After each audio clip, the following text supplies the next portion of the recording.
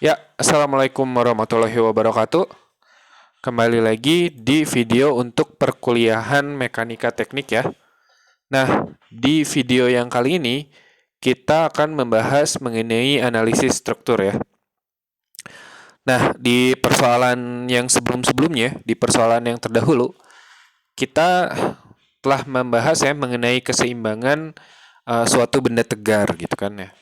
Nah, semua gaya-gaya yang dipertimbangkan itu hanya merupakan gaya-gaya luar saja ya, gaya-gaya luar yang bekerja pada benda tegar tersebut ya. Nah, di video kali ini kita akan meninjau persoalan yang menyangkut keseimbangan struktur yang terdiri dari struktur ini terdiri dari beberapa batang gitu ya, beberapa batang yang berada pada suatu apa terdiri dari beberapa batang yang berkesinambungan gitu, yang nyambung gitu satu dengan batang satu dengan yang lainnya.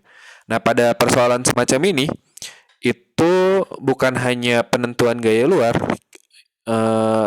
yang beraksi pada struktur yang penting ya. Yang penting itu bukan hanya gaya-gaya luar, tetapi juga gaya-gaya yang mengikat struktur tersebut dari dalam gitu. Apa gaya-gaya yang mengikat struktur itu sehingga struktur itu bisa berkesinambungan itu gitu ya. Nah, dari sudut pandang ini, gaya-gaya tersebut itu merupakan gaya-gaya dalam ya. Jadi bukan hanya gaya luarnya, tapi juga gaya dalamnya, gaya internalnya juga kita pertimbangkan gitu dalam analisis struktur ini. Itu adalah perbedaan ya, perbedaan antara kita menganalisis suatu benda tegar dan kita menganalisis struktur gitu ya. Nah, sebelumnya kita kategorikan dulu ya. Kategorikan dulu yang namanya struktur. Struktur itu ada beberapa jenis ya dalam tinjauan teknik. Itu ada 3 kategori ya. Ada 3 kategori tentang struktur dalam tinjauan teknik ya. Yang pertama adalah truss ya. Truss itu seperti ini ya. Truss itu adalah struktur penahan beban yang terdiri dari batang-batang lurus ya. Ini ada batang-batang lurus, kemudian dia dihubungkan dengan sambungan gitu ya, dengan sambungan. Nah, di mana di setiap batang itu minimalnya ada 2 gaya yang bekerja padanya ya, yaitu pada sambungan-sambungannya ini gitu ya. Jadi itu namanya adalah truss. Jadi truss itu terdiri dari batang-batang yang disambungkan ya, dihubungkan dengan sambungan gitu. Nah, yang kedua itu ada yang namanya frame ya. Nah, kalau yang namanya frame itu adalah suatu struktur penahan beban yang terdiri dari batang-batang juga sama seperti tadi ya. Tapi setidaknya ada satu batang itu di mana dia ada lebih dari 3 gaya ya, atau 3 beban yang bekerja padanya ya. Kalau di gambar ini kita bisa lihat di batang AD ya, dia ada beberapa gaya gitu yang bekerja pada batang AD gitu ya. Jadi itu bedanya antara truss dengan frames. Kalau pada truss itu pada setiap batang itu hanya ada 2 gaya aja ya, ada 2 gaya. Tapi kalau pada frames itu adalah ada minimalnya ada satu batang di mana pada batang itu ada 3 gaya ya, ada 3 gaya yang bekerja pada batang tersebut. Nah, yang ketiga itu adalah jenis struktur yang ketiga itu adalah mesin ya. Nah, mesin ini dia didesain untuk mentransmisikan daya ya, atau memindahkan gaya atau beban gitu ya. Nah, struktur ini dia terdiri dari komponen-komponen yang dapat bergerak. Nah, ya bedanya antara mesin dengan truss atau frames, mesin itu dia dapat bergerak ya, dapat bergerak sehingga dia dapat mentransmisikan gaya dan daya ya. Jadi contohnya seperti ini ya. Pada contoh seperti ini ketika kita memberi gaya di sini, maka kita akan dapat memberikan tekanan di sini ya, di beban ini. Ya, ketika kita menggerakkan sebelah sini, maka gayanya itu akan diteruskan hingga sampai sini, gitu ya. Itu namanya adalah mesin ya. Jadi ada 3 ya jenis dari kategori struktur, ada truss, ada frames, dan ada mesin.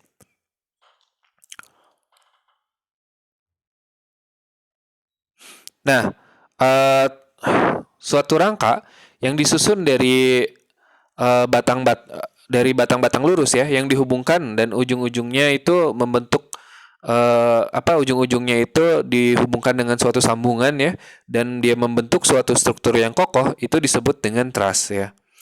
Nah, truss itu dengan susunan batang-batang terletak pada suatu bidang itu disebut dengan truss bidang. Ya, seperti ini disebut truss bidang atau plain truss. Jadi semua batangnya itu ada pada dua dimensi saja ya. Ada pada dua dimensi saja. Nah, ini disebut dengan plain truss. Dia ada di satu bidang. Nah, tapi sebaliknya, jika susunan-susunan batang ini membentuk ya suatu konfigurasi tiga dimensi, maka dia disebut dengan truss ruang ya, atau kita katakan dia sebagai space truss. Jadi dia lebih dari dua dimensi, dia ada di tiga dimensi. Si trussnya itu ada di tiga dimensi, maka di sini disebut dengan truss ruang. Jadi ada yang seperti ini itu disebut dengan truss bidang, dia hanya di dua dimensi saja, tapi ada juga yang di tiga dimensi itu disebut dengan truss ruang atau space truss. Nah, pada truss, gaya-gaya aksi ya atau gaya-gaya reaksi itu dapat dianggap hanya berupa gaya aksial yang bekerja pada ujung truss ya. Nah, yang mana dapat berupa gaya tekan ataupun gaya tarik ya. Dia dapat berupa gaya tensi ataupun gaya tekan itu ya gaya tensi ya ataupun gaya tarik atau gaya kompresi. Gaya tekan itu adalah gaya-gaya yang cenderung menekan batang. Sedangkan gaya tarik itu kebalik ya. Tadi gaya tekan itu adalah kompresi dan gaya tarik itu adalah tensi gitu ya, kebalik tadi. Nah, jadi gaya tekan itu adalah gaya-gaya yang cenderung menekan batang, sedangkan gaya tarik itu adalah gaya-gaya yang cenderung menarik batang ya atau tensi itu tadi. Kebalik ya, yang disebut dengan gaya tekan itu kompresi, sedangkan gaya tarik itu adalah tensi.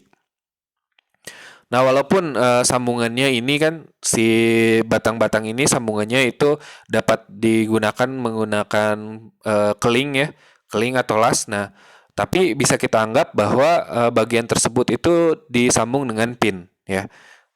Sehingga gaya aksi reaksi pada truss itu dapat dianggap hanya berupa gaya aksial yang bekerja pada ujung truss aja gitu ya.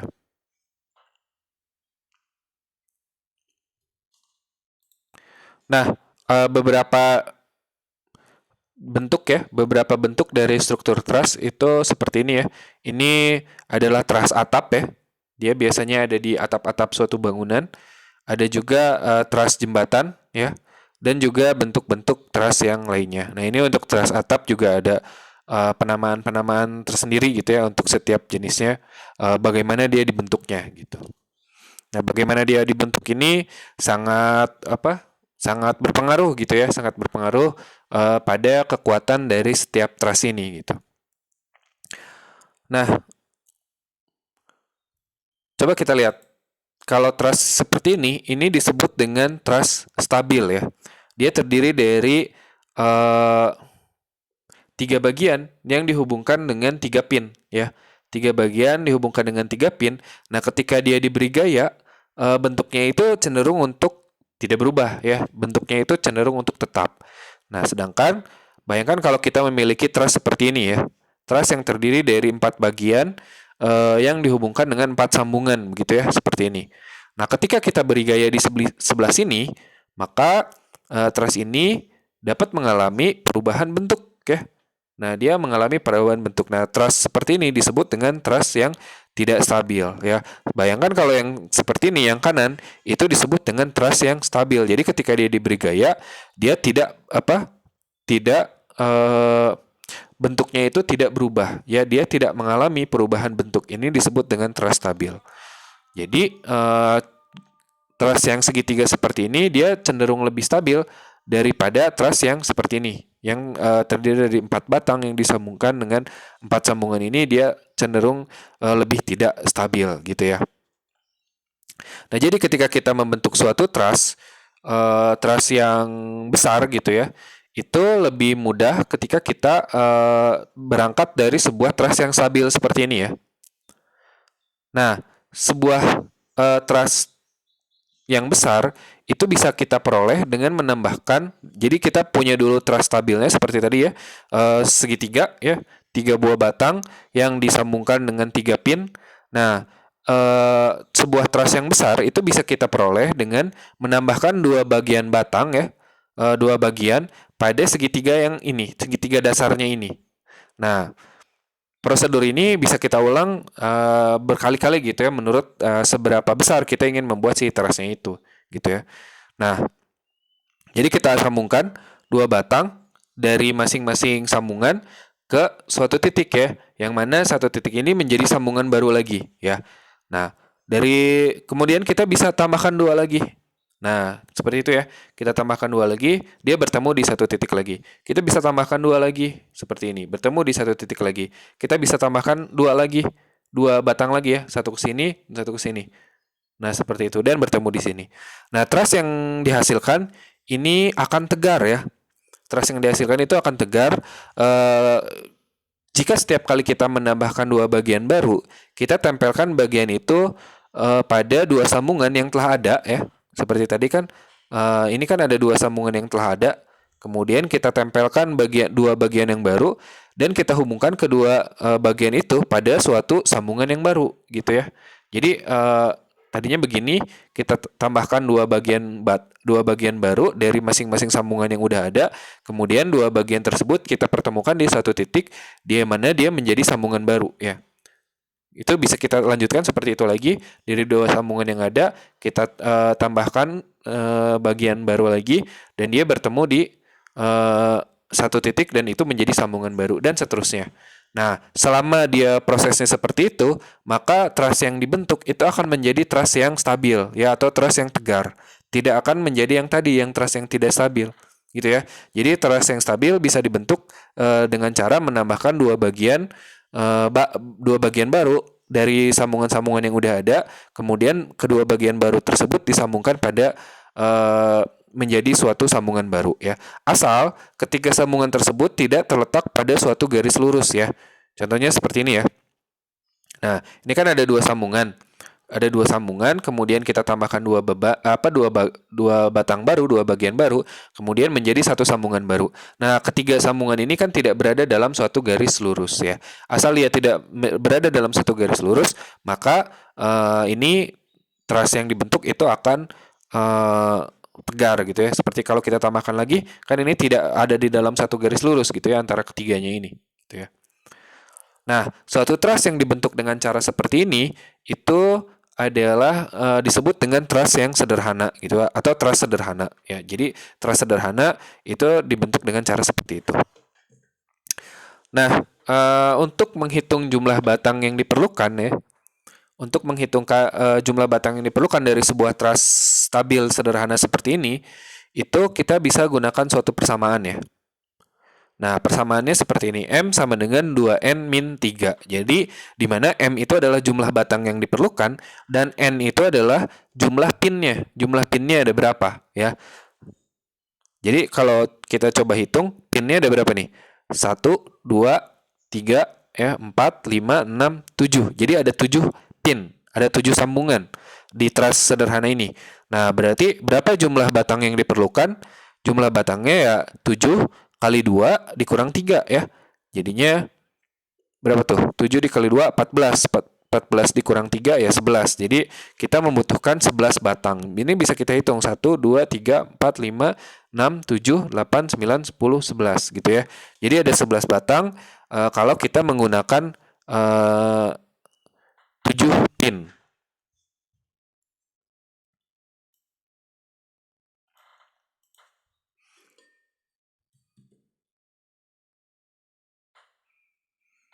Nah, kemudian kita lihat asumsi-asumsi apa aja ya yang digunakan ketika kita menganalisa truss ya, suatu truss.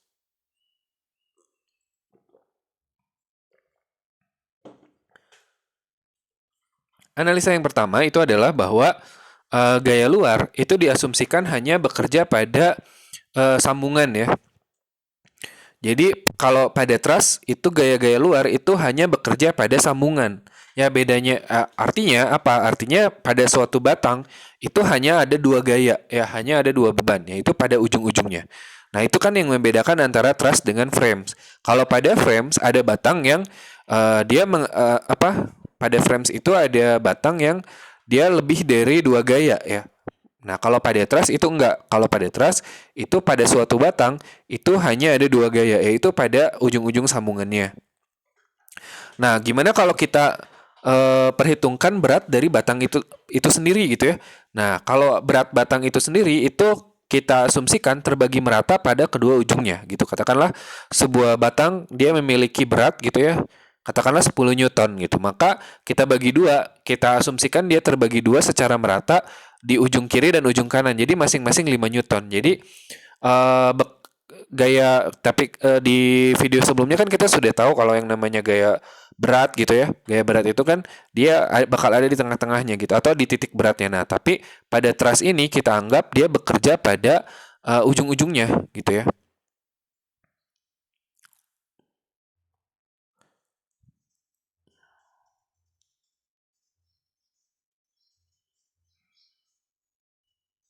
Ya, seperti itu ya. Jadi pada masing-masing truss itu dia hanya bekerja pada ujung-ujung pada masing-masing batang dia hanya bekerja pada ujung-ujungnya. Jadi seperti ini ya. Kalau gaya luar itu kita asumsikan ada di ujung-ujungnya ya. Begitu juga dengan gaya berat. Gaya berat kan harusnya terbagi merata ya. Terbagi merata kalaupun dia mau dianggap menjadi suatu gaya tunggal, kan itu harusnya ada di tengah ya. Tapi pada analisa trust, kita asumsikan dia ada di ujung-ujungnya gaya berat ini ya. Ada ujung-ujungnya dan terbagi merata menjadi dua di sebelah kiri dan sebelah kanan. Seperti itu ya. Nah, itu asumsi yang kedua ya. Kemudian asumsi berikutnya adalah bahwa pada semua batang ya itu dalam kondisi lurus dan sambungan suatu batang dengan batang lain itu diasumsikan tanpa adanya gesekan ya. Jadi antara satu batang dengan batang lain itu tidak ada gesekan. Itu adalah asumsi-asumsi yang digunakan ketika kita menganalisa truss ya. Nah, berikutnya kita juga harus memperhitungkan gaya-gaya yang bekerja pada suatu batang yang ada di dalam truss itu merupakan gaya tekan atau gaya tarik gitu ya. Dia berupa gaya kompresi ataupun dia merupakan gaya tensi gitu ya.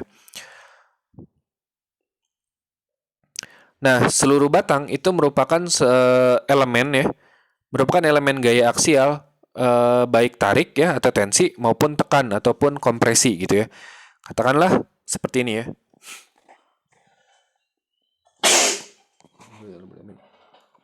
Nah, seperti ini nih. Nah, ada dua gaya ya. Dalam dua sketsa, pada sketsa yang ini ya, itu kedua gaya cenderung menarik dari bagian ini ya. Cenderung menarik bagian ini sehingga si bagian batang ini dia dalam keadaan tegang ya atau dalam keadaan tensi ya.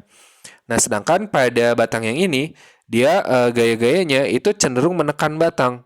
Oleh karena itu batang ini itu dalam keadaan tekan atau dia dalam keadaan kompresi begitu ya. Jadi kita harus memperhitungkan apakah suatu batang pada bagian truss ini dia ketika dia diberi beban trussnya ya, ketika truss besarnya itu diberi beban, maka setiap batang itu apakah batang ini mendapatkan gaya tekan ya atau gaya tegang, apakah dia mendapatkan gaya kompresi atau gaya tensi begitu ya.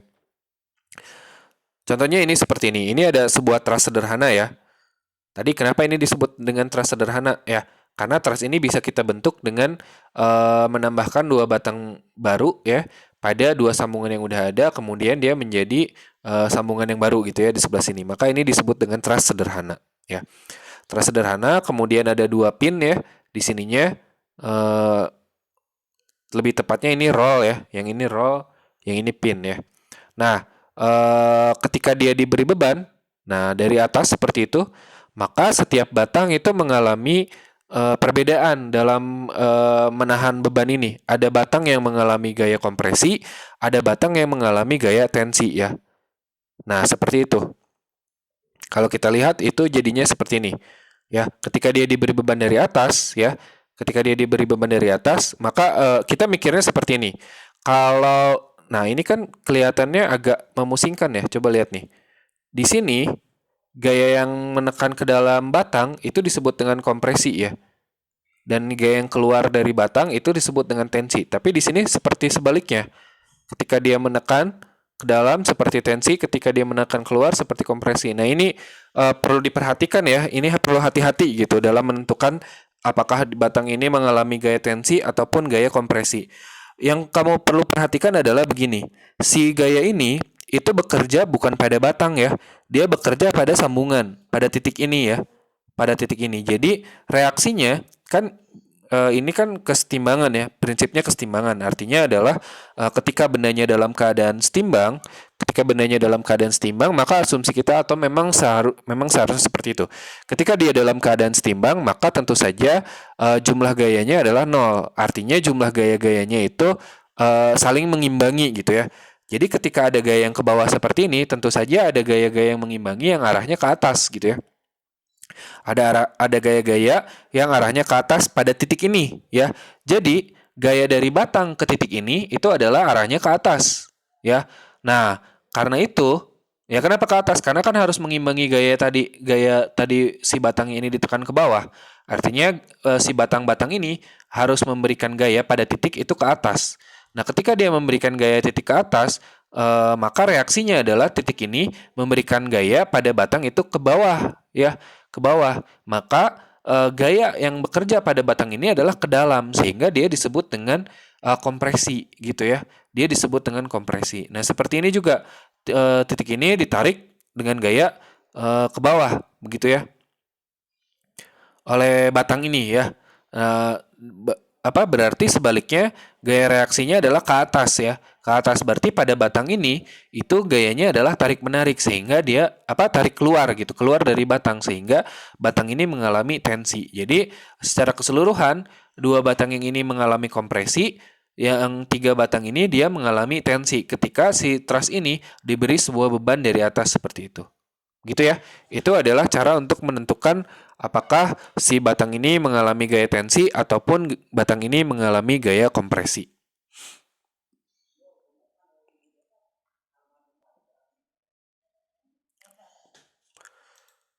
Nah, kemudian kita akan perjelas ya mengenai bagaimana penentuan ya. Bagaimana penentuan suatu batang di dalam truss, apakah dia mengalami gaya tarik ataupun gaya tekan ya. Nah, prosedur pertama yang kita lakukan itu adalah yang pertama adalah menentukan reaksi pada masing-masing tumpuan ya. Nah, setelah kita menentukan reaksi pada masing-masing tumpuan, seperti yang kita ketahui ya, tumpuan itu kan ada tumpuan pin, ada tumpuan roll ya. Nah, itu kan beda-beda ya reaksinya apa aja. Nah, itu kita tentukan dulu dari awal. Kita tentukan dari awal, ada pin, ada roll, ada pasak ya. Ya, pasak itu pin ya. Ada jepitan ya, ada pin, ada roll. Nah, itu kan masing-masing berbeda-beda reaksinya. Nah, itu kita tentukan dulu masing-masing reaksinya. Nah, ketika kita menentukan masing-masing reaksi, kita anggap si truss ini itu adalah sebagai sebuah benda tegar ya, sebagai sebuah benda tegar. Jadi kita hanya memperhitungkan gaya-gaya di luarnya aja ya, gaya-gaya eksternalnya aja, bukan gaya-gaya di luar, gaya-gaya luar ya, hanya memperhitungkan gaya-gaya eksternalnya dulu. Nah, setelah itu kita analisa gaya pada batang atau gaya-gaya internal ya. Nah, untuk menganalisa pada batang ini kita bisa menggunakan beberapa metode ya. Ada metode sambungan, ada metode potongan, ada juga dengan metode grafis ya. Nah, pemilihan metode ini kita menggunakan metode yang paling cocok ya. Kita menggunakan metode yang paling cocok sesuai dengan keadaan dari trussnya itu sendiri ya, dari kondisi dari trussnya itu sendiri. Nah, setelah itu kita pisahkan ya. Kita pisahkan setiap batang dari sambungannya dengan pedoman gaya aksi pada sambungan akan menimbulkan gaya reaksi pada ujung rangka truss ya. Jadi gambarnya seperti ini nah, gitu ya. Jadi ketika batang itu memberikan aksi ya pada sambungan, maka sambungannya juga akan menghasilkan gaya reaksi ya. Akan menghasilkan gaya reaksi ya. Jadi seperti itu. Ketika batangnya menekan titik C ini ke sana, maka titik C ini juga memberikan gaya reaksi ke sana gitu ya. Jadi si batang ini mengalami gaya reaksi ke dalam batangnya itu sendiri, maka batang ini kita katakan dia mengalami kompresi gitu ya. Nah, ini juga seperti itu. Ketika si titik ini ditarik ya ke bawah, maka reaksinya adalah batang ini juga ditarik ke atas ya. Maka si batang yang ini kita katakan dia dalam keadaan tensi ya, atau dia dalam keadaan tegang. Kalau yang ini dalam keadaan kompresi atau dalam keadaan tekan ya. Seperti itulah kita menentukan kondisi masing-masing ya. Kondisi masing-masing masing-masing batang, apakah batang ini mengalami gaya tensi ataupun apakah batang ini mengalami gaya kompresi ya. Seperti itu ya. Jadi pertama kita tentukan dulu reaksi-reaksi pada tumpuan ya. Reaksi-reaksi pada tumpuan dengan menganggap bahwa truss ini dia sebuah benda tegar ya. Dia sebuah benda tegar sehingga kita bisa menentukan reaksi-reaksinya. Kemudian kita analisa setiap batang itu dengan beberapa metode. Ada metode sambungan, ada metode potongan maupun metode grafis ya. Ini nanti kita pilih mana yang paling cocok dengan kondisi dari batang tersebut ya. Nah, kemudian kita pisahkan si batang-batang ini dari sambungannya. Kemudian kita ingat bahwa ada prinsip aksi reaksi ya. Nah, dari situ kita bisa menentukan apakah suatu batang itu dalam keadaan tensi maupun dalam keadaan ataupun dalam keadaan kompresi ya.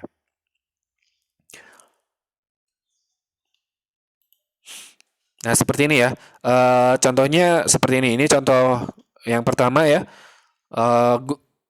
Kita memiliki sebuah truss sederhana ya, sederhana sekali. Dia hanya terdiri dari 3 batang dengan 3 buah sambungan ya. Dengan 3 buah sambungan, kemudian dia ditumpuk di 2 titik, yaitu di titik A dan di titik C ya. Tumpuan di titik A itu berupa tumpuan pin ya atau pasak. Kemudian sehingga di situ bakal ada 2 reaksi ya. Ada 2 reaksi, yaitu reaksi ke arah sumbu X dan ke arah sumbu Y. Nah, sedangkan di sini hanya satu tumpuan, yaitu tumpuan roll. Maksudnya bukan hanya satu tumpuan. Di sini adanya tumpuan roll sehingga hanya ada satu reaksi ya, maksudnya begitu. Ya, jadi hanya ada satu reaksi ya, reaksinya pasti tegak lurus ya dengan permukaan sehingga dia bakal ada di sumbu X ya. Reaksinya ada di sumbu X. Jadi itu ya, ada 2 tumpuan yaitu di A dan di C, dan pada A itu dua reaksi karena dia tumpuannya pin atau pasak. Kemudian di C itu hanya ada satu reaksi karena dia tumpuannya adalah tumpuan roll. Nah, kita disuruh ya, kita perintahnya adalah gunakan metode sambungan untuk menentukan gaya internal dari setiap batang. Apakah batang-batang ini mengalami gaya tarik ya, tarikan, ataupun batang-batang ini mengalami gaya kompresi ya, atau tekanan gitu. Tensi, tarikan, atau kompresi atau tekanan. Seperti itu ya.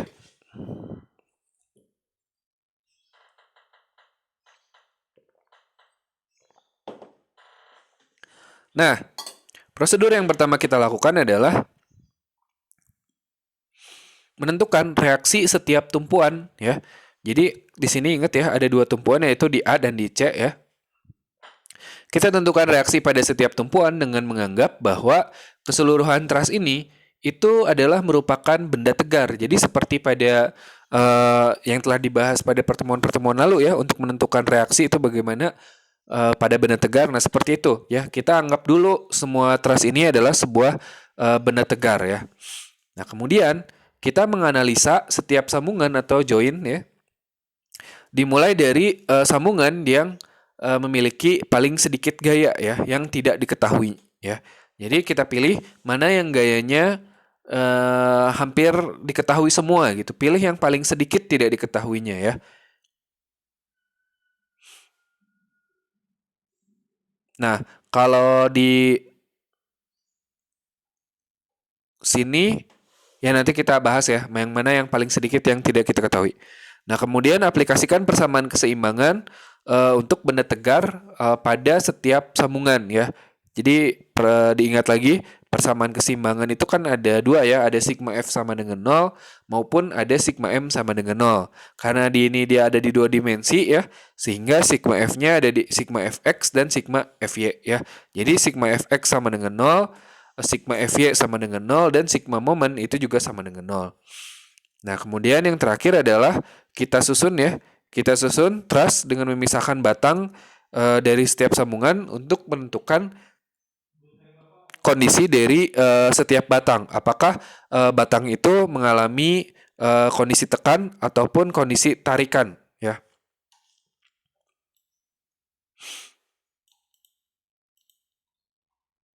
Ya, seperti itu ya. Jadi pertama kita tentukan dulu reaksi pada masing-masing sambungan. Pada masing-masing tumpuan ya.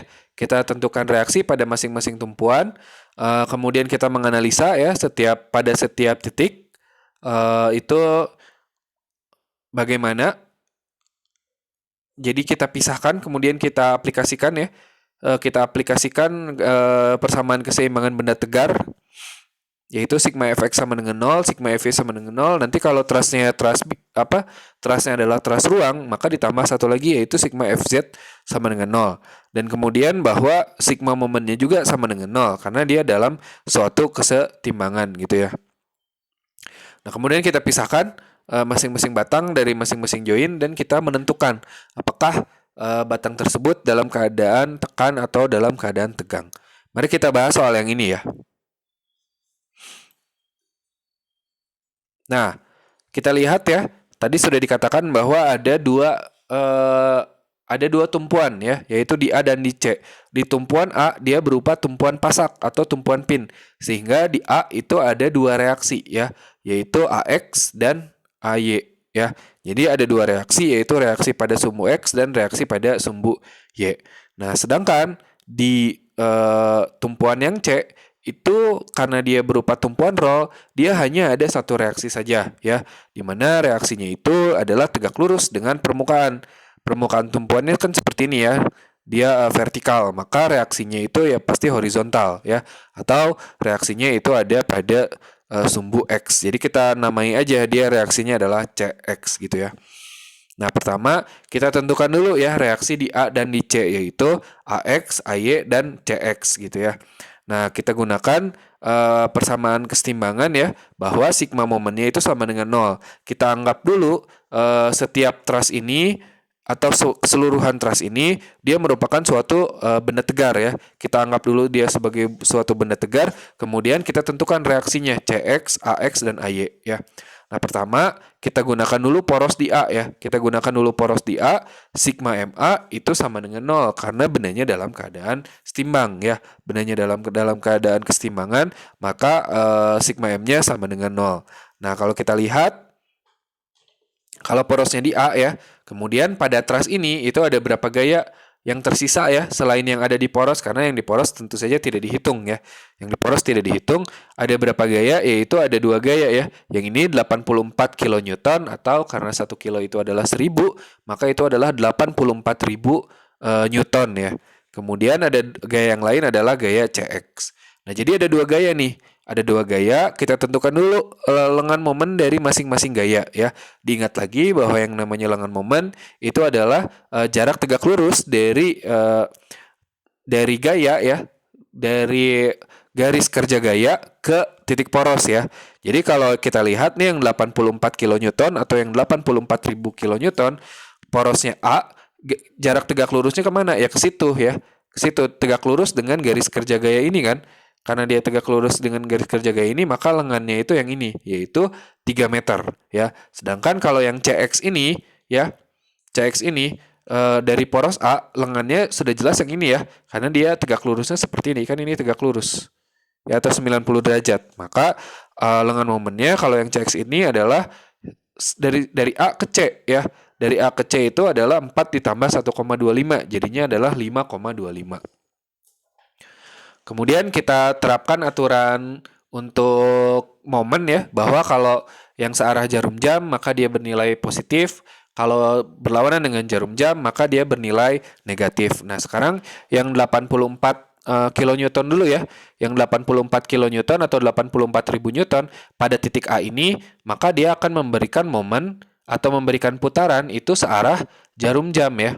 Atau berlawanan dengan jarum jam. Karena dia berlawanan dengan jarum jam, maka dia bernilai positif. Sedangkan kalau yang CX ini pada titik A, ketika kita putarkan gitu ya CX, pada titik A, maka dia bakal membentuk putaran yang searah jarum jam. Jadi dia bernilai negatif ya. Jadi kita kalikan 84.000 kali tadi lengan momennya adalah 3 dikurang CX ini ya, karena dia searah jarum jam maka dia pengurangan. Jadi dikurang CX jaraknya adalah atau lengan momennya adalah 5,25 ya, CX 5,25 sama dengan 0. Kita pindah ruaskan ya, CX kali 5,25-nya ke kanan jadi positif, 84.000 dikali 3 jadinya adalah 252.000 ya, sama dengan 5,25 CX. Jadi kita bisa menghitung CX itu adalah 252.000 dibagi dengan 5,25 sehingga kita dapat angka 48.000 Newton. Jadi kita dapat angka 48.000 Newton. Jadi karena dia nilainya positif, ya sudah berarti dia sudah benar gitu, arahnya ke situ gitu. Sesuai dengan prediksi kita tadi kan ya, arahnya ke situ. Nah, sekarang kita gunakan prinsip kesetimbangan untuk gerak translasinya ya, atau sigma F-nya, yaitu sigma Fx sama dengan 0 dan sigma Fy sama dengan 0. Ya, kita masukkan sigma Fx-nya sama dengan 0. Lihat pada teras ini ada berapa gaya yang di arah sumbu X, yaitu ada 2 ya, ada AX dan CX ya.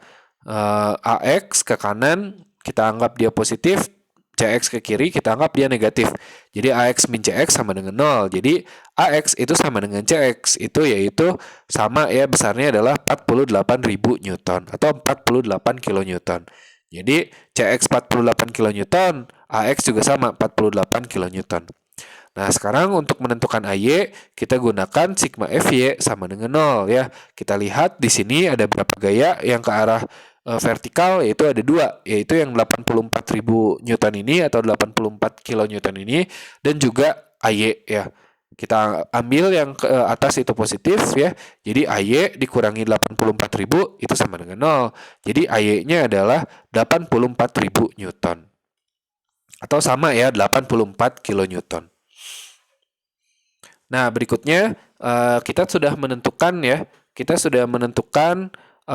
reaksi ya pada masing-masing tumpuan.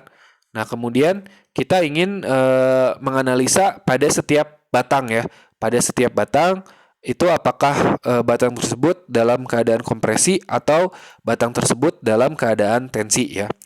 Nah, pertama begini, karena kita nggak tahu sudutnya ya, karena kita nggak tahu sudut ini berapa, maka kita gunakan perbandingan segitiga ya. Kita gunakan perbandingan segitiga. Kalau kita tahu ini adalah 3 dan ini adalah 1,25, maka panjang AB itu bisa kita gunakan rumus Pythagoras ya. Ya biasa ya, kalau Pythagoras kan mungkin kamu dari SD juga sudah pernah pakai. Jadi kita bisa nah ini dia, kita bisa menentukan nilai panjang AB itu dan BC ya. Kita menentukan panjang AB dan panjang BC ini nanti untuk menentukan perbandingannya ya. Perbandingan antara depan, samping, dan miringnya itu berapa. Nah, kita hitung dulu berapa panjang AB dan berapa panjang BC ya. Jadi untuk panjang AB kita gunakan ya Pythagoras ya, 3 kuadrat tambah 1,25 kuadrat. Itu kita dapat 10,5625 diakarin ya, diaukarin.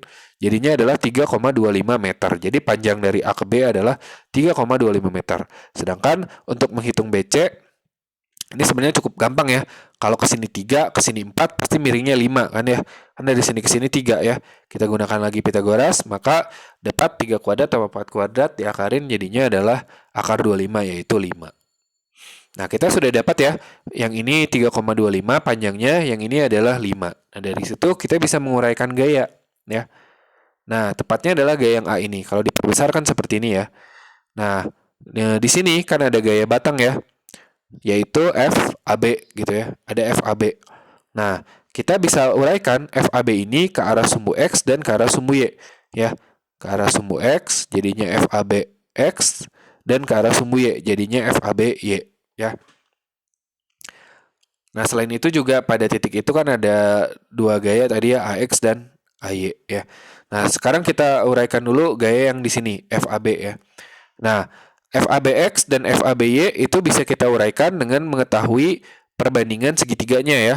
Karena ini yang samping ya, samping dari sudut ini, maka kita gunakan dia 3 per panjangnya ini adalah, ya, karena dari segini 3 dan dari sini ke sini adalah 3,25 ya. Nih, Dari sini ke sini adalah 3, dari sini ke sini adalah 3,25. Maka FAB ini adalah 3 per 3,25 kali dengan FAB ya. Jadi FABX adalah 3 dibagi 3,25 kali dengan FAB. Ya, ini perbandingan segitiga aja ya. Jadi FABX itu adalah 3 per 25 dari FAB, yaitu kalau disederhanakan bisa jadi adalah 12 per 13 ya. 12 per 13 dari FAB. Nah, sekarang yang FABY ya. Yang FABY karena di sininya adalah 1,25 ya. Segini adalah 1,25, segini adalah 3,25. Jadi yang ini FABY ini adalah 1,25 per 3,25 dari FAB ya, atau kalau disederhanakan itu jadinya adalah 5 per 13 ya. Nah, kita sudah tahu ya gaya-gaya oleh batang ini pada join A ya. Itu tadi kebalik ya, bukan gaya pada batang tapi gaya oleh batang pada join A ya. Pada join A itu ada berapa gaya nih jadinya? Ada 4 ya. Jadi ada AX, ada AY, FABX dan FABY ya. Kita lihat di join A, kemudian kita masukkan persamaan kesetimbangan, yaitu bahwa sigma F sama dengan 0 ya.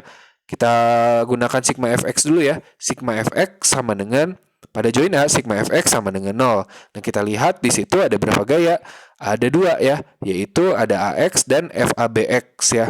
Atau FABX ini sama dengan 12 per 13 dari FAB ya. Jadi AX min 12 per 13 FAB sama dengan 0. Kalau kita bisa pindah ruaskan ya, min 12 per 13 FAB-nya ke kanan, jadinya sedangkan AX-nya sendiri tadi kan sudah kita hitung ya, AX-nya itu adalah 48.000 Newton ya.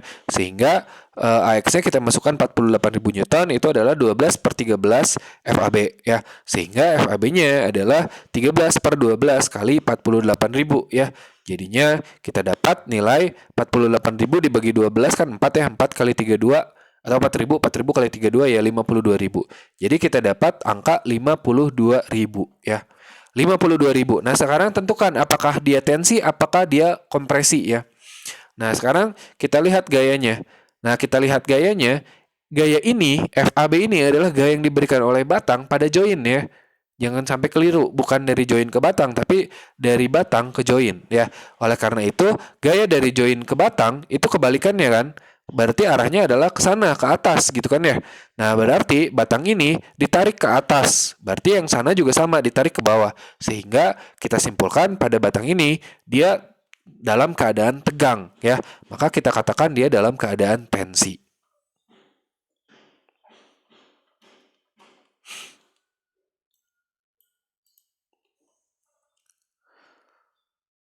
Nah, berikutnya ya. Tadi kan sigma Fx ya. Sekarang bagaimana dengan sigma Fy-nya? Bentar, masih loading. Oke, dia. Nah, sekarang kita gambar lagi gaya-gayanya ya. Tadi yang ini FAB ini kita udah uraikan. Jadi ada FABX dan FABY ya. Kemudian di join A itu ada juga AX dan AY ya. Nah, kemudian tadi sudah sigma Fx-nya sudah. Sekarang kita sigma Fy-nya ya. Kita sigma Fy-nya itu gimana? Nah, sekarang dilihat di sumbu Y itu hanya ada 2 gaya ya. Ada berapa gaya? Oh, ada 3 ya, sorry. Ada 3 gaya. Kenapa ada 3 gaya? Karena selain AY ya, kemudian FABY yang merupakan uraian dari FAB ke arah sumbu Y, kemudian ada satu lagi gaya yang diberikan oleh batang ini. Ya, batang ini memberikan gaya pada join itu ke bawah gitu. Ke bawah. Nah, sehingga jadi ada 3 gaya nih pada sumbu Y di sini. Ada AY, ada FABY, dan juga ada ini namanya adalah FAC ya. Kan ini titik A, titik B, tadi yang di bawah adalah titik C. Jadi batang ini kita katakan batang AC ya. Jadi gaya yang diberikan oleh batang AC pada join A itu adalah FAC gitu ya. Jadi ada 3 gaya nih ya. Ada 3 gaya, kita ambil. Kalau yang ke atas itu dia bernilai positif ya. Kalau yang ke bawah bernilai negatif. Jadi kita masukkan ya sigma Fy-nya sama dengan 0, maka AY dikurang 5 per 13 FAB itu yang mana itu adalah FABY ya, dikurang dengan FAC sama dengan 0 ya. Kita masukkan nilai AY-nya adalah 84.000 karena tadi di awal sudah dihitung ya. AY dan AX dan CX-nya sudah dihitung gitu kan ya. Kemudian FAB juga sudah dihitung tadi, itu 52.000 ya, sehingga ini sudah bisa kita hitung. Itu FAC bisa kita pindah ruaskan ke kanan ya, yang tadinya negatif dia menjadi positif ya, jadi positif. Nah 52.000 dibagi 13, 4.000 ya, dikali 5 jadinya 20.000. Jadi FAC itu sama dengan 84.000 dikurangi 20.000, jadinya adalah 64.000 Newton ya. Maka nah sekarang bagaimana, apakah dia tensi atau kompresi? Nah sekarang sekali lagi, batang ini dia menarik join A itu kan ke bawah ya, menarik join A ke bawah, artinya join A ini memberikan gaya pada batang itu ke atas, sehingga batang ini dia mengalami gaya tensi. Terakhir kita lihat join C ya. Nah di join C itu ada berapa gaya? Ada 3 gaya. Yang pertama adalah adanya FAC ya. Kemudian ada juga gaya pada tumpuan tadi CX ya, atau C aja gitu boleh, atau CX aja untuk menunjukkan bahwa dia ada di sumbu X. Ada CX. Kemudian setelah itu juga ada gaya dari batang ini, batang dari B ke C gitu kan ya. Atau kita katakan dia sebagai FBC ya, FBC. Jadi ada 3 gaya. Ada FAC ya, ada FAC yaitu gaya oleh batang AC, ada juga CX, ada juga FBC ya. Atau kalau kita bikin segitiga dia jadinya seperti ini. Ya. Nah, kalau dari perbandingannya itu kita bisa lihat bahwa perbandingan ini adalah kesininya 3, kesininya 4, kesininya 5 ya. Tahu dari mana? Tahu dari sini nih. Ya, ini kan tadi ada 3 gaya ya. Ini ada FAC, kemudian ini ada CX, kemudian ini ada FBC. Nah, ini dari 3 gaya, dari segitiga ini nih, segitiga yang ini. Nah, dari segitiga itu kita bisa tahu ya perbandingannya, perbandingan segitiganya, bahwa ke sini adalah 3, ke atas bawah adalah 4, berarti yang miring adalah 5. Itu kan Pitagoras ya. Nah, dari situ kita masukkan ke sini. Jadi perbandingannya adalah bahwa ini 3, ini 4, ini 5 gitu kan ya. Nah, kemudian kita masukkan ke perbandingan segitiga ya. Bahwa FBC per 5 itu sama dengan CX per 3 sama dengan FAC per 4 gitu ya. Kan tadi perbandingannya ini 3, ini 4, ini 5. Jadi CX per 3 sama dengan FAC per 4 sama dengan FBC per 5 ya. Nah, kita tinggal masukkan nilai-nilai yang diketahui. C-nya kan udah diketahui tuh tadi ya, 48.000, dan FAC juga sudah ya, yang atas ini 64.000. Sedangkan kita bisa tahu FBC. Misalkan kita ambil yang ini aja ya, yang 48.000 bagi 3 ya. Jadi FBC itu adalah per 5 sama dengan 48.000 dibagi 3. Jadi FBC itu adalah 48.000 dikali 5 dibagi 3. Kita dapat angka 80.000. Nah, sekarang kita tentukan apakah dia dalam keadaan tensi, atau dalam keadaan tegang, atau kompresi, atau dalam keadaan tekanan ya. Nah, sekarang kita lihat nih FBC ini ya. Dia memberikan gaya ke sana kan? Dia memberikan gaya ke sana sehingga si titik join C ini memberikan gaya ke arah si batang ya. Memberikan gaya ke arah batang itu kan aksi reaksi ya. Jadi batang itu ditekan oleh join C sehingga dia dalam keadaan kompresi atau dalam keadaan tertekan atau tekanan. Kayak kamu kan suka banyak tekanan ya. Ya, seperti itu ya. Itu adalah contoh untuk menentukan apakah sebuah batang itu dalam keadaan tensi ataupun dalam keadaan kompresi ya. Mungkin kita bahas satu contoh soal lagi ya, supaya dapat memberi pemahaman ya. Nah, contohnya seperti ini. Silakan dibaca dulu ya, supaya saya ada waktu buat minum.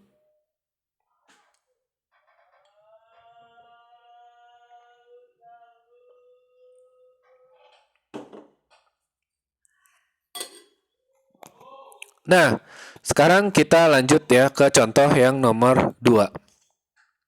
Nah, pada contoh 2 ini, kita sama ya seperti tadi, kita disuruh untuk menentukan dengan metode join ya, dengan metode sambungan untuk menentukan gaya dalam masing-masing batang ya. Nyatakan apakah batang ini ada 3 batang kan ya, ada batang AB, ada batang AC, dan ada batang BC. Apakah masing-masing batang ini dia dalam keadaan tegang atau dalam keadaan tekan ya. Nah, pertama sama seperti tadi ya, kita tentukan dulu yang namanya reaksi ya, reaksi pada masing-masing tumpuan. Sekarang kita lihat dulu nih, di sini ada berapa tumpuan ya? Sudah jelas di sini ada 2 tumpuan ya. Oh, sorry. Kita balik lagi kejauhan tadi. Ya, sudah terlihat. Oke. Nah, Nah, ini dia. Jadi ada 2 tumpuan ya, ada tumpuan di B dan ada tumpuan di C ya. Tumpuan di B dia berbentuk roll sehingga dia hanya ada satu reaksi saja ya, sedangkan tumpuan di C dia berbentuk pin sehingga ada 2 reaksi yaitu pada sumbu X dan sumbu Y. Kalau pada B itu hanya ada satu reaksi yaitu pada sumbu Y aja. Kenapa pada sumbu Y aja? Karena tegak lurus dengan rollnya gitu kan ya. Nah, pertama sama seperti tadi ya. Kita tentukan dulu reaksi pada tumpuan ya. Reaksi pada tumpuan dengan menganggap bahwa struktur ini atau truss ini itu adalah sebuah benda tegar ya. Kita tentukan reaksi pada tumpuan, katakanlah porosnya adalah di C ya. Porosnya adalah di C. Pertama kita tentukan dulu berapa jumlah tumpuannya ya. Berapa jumlah reaksinya berdasarkan tumpuan ya kan. Kalau di B kan hanya ada satu reaksi yaitu ke arah sumbu Y. Kalau di C itu ada 2 reaksi yaitu ke arah sumbu X dan ke arah sumbu Y. Jadi kita gambar dulu ada ya seperti itu ya. Ini kita katakan sebagai katakanlah BY gitu ya atau FB aja gaya pada B gitu kan ya. Ini adalah CX dan CY gitu ya. Ini ada 2 karena dia tumpuan pin. Dia ada 1 karena dia tumpuan roll gitu ya. Nah, kemudian kita tentukan reaksi ya. Reaksi pada tumpuan ini dengan menggunakan persamaan sigma M sama dengan 0 ya, dengan menganggap bahwa truss ini adalah sebuah benda tegar ya. Nah, kita pilih sumbunya ada porosnya adalah yang paling banyak gaya ya di sini gitu kan ya, supaya gaya-gaya ini nanti diabaikan. Nah, kita gunakan sigma MC itu sama dengan 0. Sigma momen dengan poros di C itu sama dengan 0. Nah, kemudian kita lihat nih, kalau kita menggunakan sigma M-nya dengan poros di C, maka ada berapa gaya yang berpengaruh pada momen total dari truss ini ya. Jadi kan ada gaya ini 1,92 kilonewton atau kalau dikali 1000 ya, itu adalah 1920 newton dan juga gaya FB ini kan ya. Nah, kita lihat yang 1,92 kilonewton ini atau 1920 newton ini lengan momennya ya. Ingat lengan momen adalah jarak tegak lurus dari poros ke garis kerja gaya. Berarti yang ini kan. Maka lengan momennya ini adalah 3 ditambah 4,5. Jadinya adalah 7,5 meter ya. 7,5 meter. Sedangkan kalau yang FB ini itu adalah 4,5 meter ya. 4,5 meter. Nah, yang ini adalah 7,5 meter. Jadi kita masukkan. Nah, kemudian kita tentukan dulu bahwa dia itu dalam momennya itu bernilai positif atau bernilai negatif gitu ya. Nah, sekarang lihat nih, garis gaya yang ini pada poros C dia memberikan kecenderungan putaran itu adalah berlawanan jarum jam ya. Sehingga momen oleh gaya ini itu dia bernilai positif. Sedangkan pada gaya ini dia memberikan kecenderungan pada poros C itu adalah searah dengan jarum jam sehingga momen oleh FB ini dia bernilai negatif ya. Jadi kita masukkan nilai-nilainya 1920 ya. 1920 dikali lengannya adalah 4 ditambah 3 ditambah 4,5 jadinya adalah 7,5. Ini min ya karena tadi searah dengan jarum jam, min FB kali lengan momennya adalah 4,5 ya. Jadi bisa kita kalikan 1920 kali 7,5 adalah 14.400 ya. 4,5 FB-nya kita pindah ke kanan, jadi dia bernilai positif. Sehingga FB-nya bisa kita bagi 14.400 dibagi dengan 4,5 sehingga kita dapat angka FB itu adalah 3.200 Newton. Nah, kalau udah gitu mah gampang ya untuk menentukan CX dan CY itu kita gunakan sigma F ya. Sigma Fx sama dengan 0 dan sigma Fy sama dengan 0. Nah, kalau sigma Fx sama dengan 0, kita lihat nih pada truss ini ya, gaya ke arah sumbu X, gaya luar ya maksudnya ya. Gaya luar ke arah sumbu X itu cuma satu, yaitu CX aja. Dan itu jumlahnya harus sama dengan 0, kan sigma fx sama dengan 0. Maka Cx itu sudah pasti bernilai 0. Atau bisa kita katakan tidak ada gaya luar yang bekerja pada sumbu X gitu ya. Atau Cx-nya sama dengan 0 karena begitu kan. Nah, sekarang sigma Fe-nya sama dengan 0. Kita lihat ada berapa gaya di arah sumbu Y. Ada Cy, ada Fb, dan ada juga 1920 Newton ini ya. Nah, yang ke atas kita kasih tanda positif, yang ke bawah kita kasih tanda negatif. Jadinya min 1920 ditambah Fb ditambah Cy itu sama dengan 0 ya. Sekarang Fb-nya kan tadi sudah kita hitung, dia bernilai 3200 ya. Sehingga bisa kita jumlah tuh 3200 dikurang 1920 ya. Nah, kalau kita pindah ruaskan ke kanan, 3200 jadi min 1920 jadi plus ya. Jadi Cy itu adalah 1920 dikurang 3200 atau dia menilai min 1280 ya.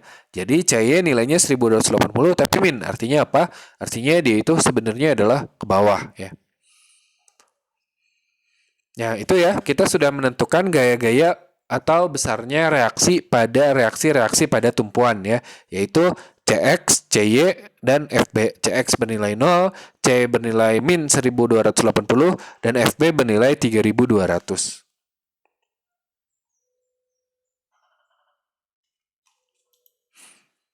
Nah, berikutnya kita lihat ya di masing-masing join ya. Kita lihat di masing-masing join. Pertama kita lihat dulu di join B ya. Nah, di join B ini ada berapa gaya ya? Tentu saja ada gaya dari batang BC ya, ada gaya dari batang AB, dan juga gaya dari tumpuan ya. Karena tumpuannya adalah ke atas, maka gaya dari batang AB itu sudah pasti ke bawah ya. Kan dia harus menyeimbangkan kan? Harus menyeimbangkan, artinya kalau di tumpuan ke atas, gaya dari AB ini ke bawah. Nah, gaya dari AB ini cenderung ke kanan kan? Ada cenderungan ke kanan karena dia miring ke bawah ke kanan begitu kan. Nah, berarti gaya dari BC ini adalah ke kiri ya. Jadi gaya dari BC itu ke kiri ya. Pertama adalah gaya tumpuan FB tadi kan ya. Kemudian gaya dari AB ya. Gaya dari AB itu ke bawah. Kenapa ke bawah? Logikanya ya, karena tumpuan ini ke atas, maka dia menyeimbangkan dengan ke bawah arahnya gitu ya. Yang mana FAB ini bisa kita uraikan ya, atau FBA ini bisa kita uraikan dengan persamaan tadi ya. Nah, satu lagi adalah gaya FBC. FBC kemana nih? Ke kanan apa ke kiri? Nah, kita lihat FAB kan dia cenderung ke kanan kan? Cenderung memberikan gaya miring ke kanan gitu kan? Berarti FBC ini pasti menyeimbangkannya dengan sebuah gaya yang arahnya adalah ke kiri ya. Jadi ini adalah FBC. Nah, kemudian si FBA ini bisa kita uraikan ya, bisa kita uraikan. Kita lihat dulu nih segitiga yang ini nih. Nah, segitiga yang itu kita lihat dari sini ke sini adalah 3, dari sini ke sini adalah 4, maka ini pasti adalah 5 ya. Jadi kalau ini 3, ini 4, pasti itu adalah 5 ya. Jadi kita bisa uraikan ke arah samping dan ke arah bawah ya. Ke arah sampingnya itu adalah 3/5 ya, ke arah bawahnya ini adalah 4/5 ya. Jadi ke arah bawah 4/5 dan ke arah samping 3/5 dari FPA. Seperti itu ya. Itu adalah cara untuk menguraikan gaya yang miring itu. Gaya yang miring FPA itu bisa kita uraikan ke samping dan ke bawah, yaitu 3/5 dan 4/5. Nah, kemudian kita lihat ya di batang B ini, di join, bukan di batang B, di join B ya, di sambungan B ini kita lihat kita masukkan ke arah sumbu X dan sumbu Y ya, sigma F ya. Sigma Fx sama dengan 0 dan sigma Fy sama dengan 0. Katakanlah kita hitung dulu sigma Fy sama dengan 0 ya. Sigma Fy sama dengan 0, kita lihat di sini ada berapa gaya? Yaitu ada Fb ke atas dan juga ada 3/5 dari Fba ke bawah ya. Jadi Fb ditambah 3/5 Fba itu sama dengan 0. Sehingga tadi Fb-nya adalah 3200, itu sama dengan, ini harusnya min ya, min 4/5 Fba, karena dia kan ke bawah kan, dia ke bawah sehingga dia min 4/5 Fba. Jadi 3200 itu kalau min 4/5 Fba kita pindah ruaskan ke kanan, dia menjadi plus nilainya, jadi 4/5 Fba ya. Nah, berarti kita bisa tahu nih nilai Fba-nya berapa, ya tinggal 3200 kali 5 bagi 4 ya. Jadi FBA sama dengan 5/4 dari 3.200. Jadi nilainya adalah 4.000 Newton. Nah, kita lihat gaya dari FBA ini ya, dia mendorong join ke bawah. Ya, artinya join ini memberikan gaya ke atas, ke batang gitu kan ya. Batang ini diberi gaya oleh join sehingga dia bernilai kompresi ya. Batang FBA itu adalah kompresi. Sekarang kita lihat kita hitung yang FBC-nya ya. Yang FBC-nya tetap kita lihat di join B ya. Kita gunakan sigma fx sama dengan 0 ya. Kita gunakan sigma fx-nya sama dengan 0. Nah, dilihat di sini ada berapa gaya yang di arah sumbu X, yaitu ada FBC dan juga ada 4/5 FBA ya. Jadi FBC dikurang, bukan 4/5, tapi berapa ini? 3/5 ya. FBC dikurang 3/5 FBA itu sama dengan 0 ya. Maka FBC itu sama dengan 3/5 FBA. Nah, FBA-nya sendiri kan tadi kita sudah hitung sebesar 4.000. Jadi 3/5 kali 4.000 ya. 4.000 dibagi 5, 800 kali 3 yaitu 2.400 Newton. Nah, kita lihat batang ini memberikan gaya pada join ke kiri. Artinya, join memberikan gaya pada batang ini ke kanan ya. Sehingga batang ini ditekan ya. Karena batang ini ditekan berarti dia dalam keadaan kompresi. Ya. Kemudian tadi FBA sudah, FBC sudah, berarti kita menentukan dari FCA ya atau FAC. Ya, sama aja, boleh FCA, boleh FAC. Nah, untuk menentukan di FCA ini kita tentukan di join C ya. Kita tentukan di join C.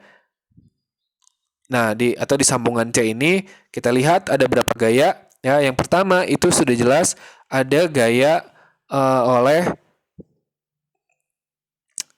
reaksi dari tumpuan ya. Ada CY dan CX ya. Ini CY, CX-nya itu tadi kan sama dengan 0 ya. Jadi nggak usah kita tulis lagi ya. Jadi kan hanya CY aja gitu. Jadi tumpuan yang kita hitung hanya CY aja. Nah, ini ada gaya FCA ya. Nah, FCA ini tahu dari mana dia FCA ke atas gayanya? Nah, karena CY itu kan tadi udah dihitung, dia bernilai negatif, berarti dia ke bawah. Nah, berarti FCA ini dia kan mengimbangi ya. Dia mengimbangi berarti dia ke atas gitu kan ya. Dia mengimbangi ke atas.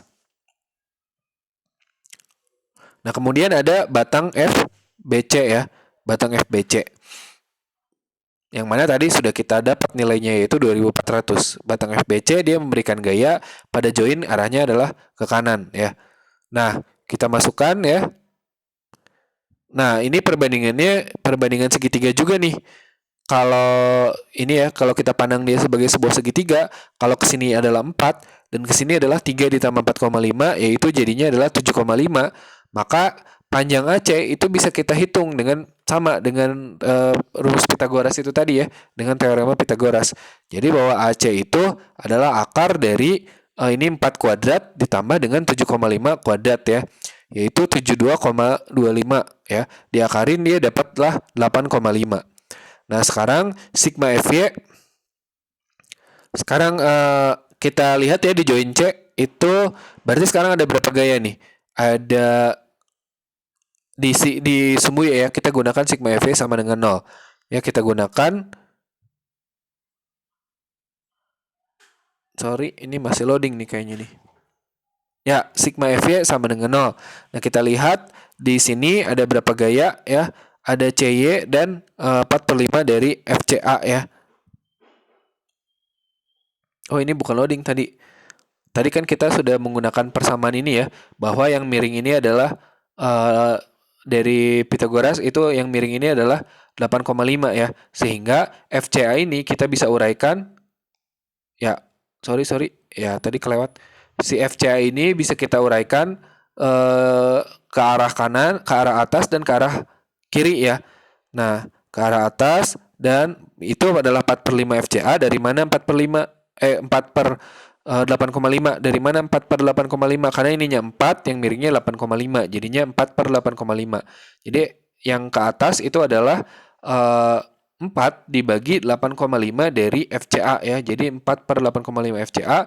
Sedangkan yang ke samping itu adalah, karena kesininya adalah 7,5, jadi 7,5/8,5 dari FCA ya.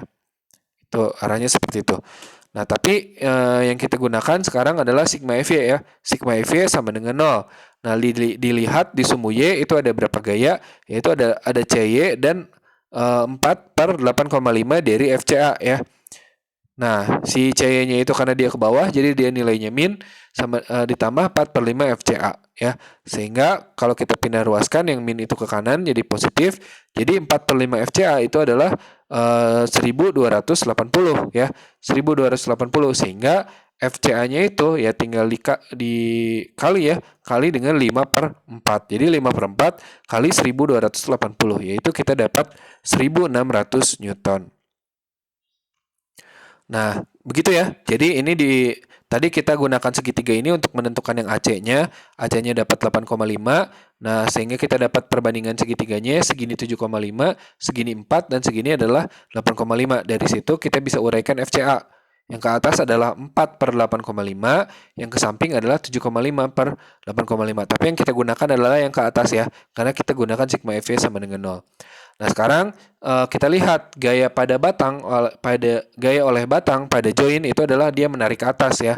Dia menarik ke atas sehingga kebalikannya gaya dari join ke batang itu dia menarik ke bawah ya, sehingga batangnya itu tertarik. Karena batangnya itu tertarik, maka dia dalam keadaan tensi. Seperti itu ya. Seperti itu, silahkan dikerjakan tugasnya ya. Mudah-mudahan dapat dipahami nih. Pembahasan pada video kali ini agak panjang, tapi mudah-mudahan dapat dipahami.